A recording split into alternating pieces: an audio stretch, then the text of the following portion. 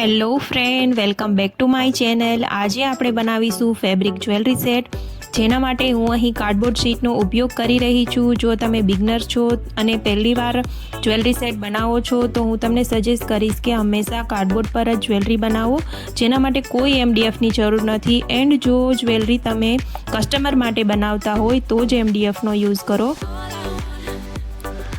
અને જો તમારું કાપડ સરસ રીતે સ્ટીક ન થતું હોય તો તમે અહીં આ રીતે આયર્ન કરી શકો છો ફેબ્રિક પર। ફેબ્રિક સ્ટીક ન થવાનું બીજું કારણ એ પણ છે કે જો તમારું ફેબ્રિક છે તે કોટન ન હોય તો સરસ રીતે સ્ટીક નહીં થાય, માટે હું હંમેશા સજેસ્ટ કરીશ કે તમે કોટન ફેબ્રિકનો જ યુઝ કરો ફેબ્રિક જ્વેલરી બનાવવા માટે। ફેબ્રિક જો તમારી કુર્તી અથવા તો ચણિયાચોળીને મેચિંગનું હોય અને તે કદાચ કોટન ન હોય તો આ રીતે તમે આયર્ન કરી અને ત્યારબાદ તેને સ્ટીક કરી શકો છો।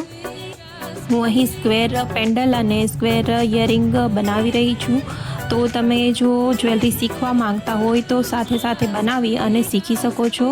તો વિડીયોમાં છેલ્લે સુધી બની રહો મારી સાથે। અને હા, આવા સેટ તમે નવરાત્રિ અથવા તો લગ્ન પ્રસંગમાં, દાંડિયા ફંક્શનમાં પહેરી શકો છો।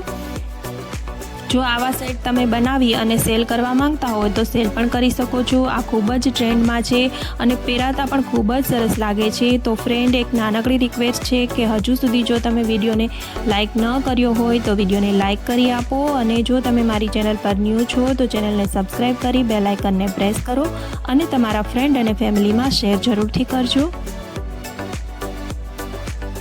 અને આવા જ અવનવી જ્વેલરીના વિડીયો જો તમારે જોવા હોય અને જ્વેલરી શીખવી હોય તો કમેન્ટમાં મને મોર લખો, જેથી તમને અવનવા જ્વેલરીના વિડીયો મળી શકે અને મને પ્રોત્સાહન મળે।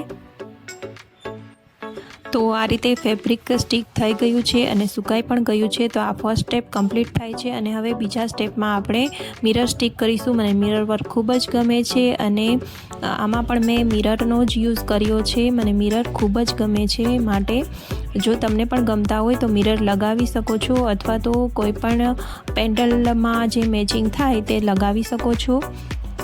અને ફરતે હું ઝીણી ઘૂઘરી છે ઓક્સિડાઇઝની તે ટાંકીશ, તો તે કેવી રીતે કરું છું તે પણ તમે વિડીયોમાં જુઓ।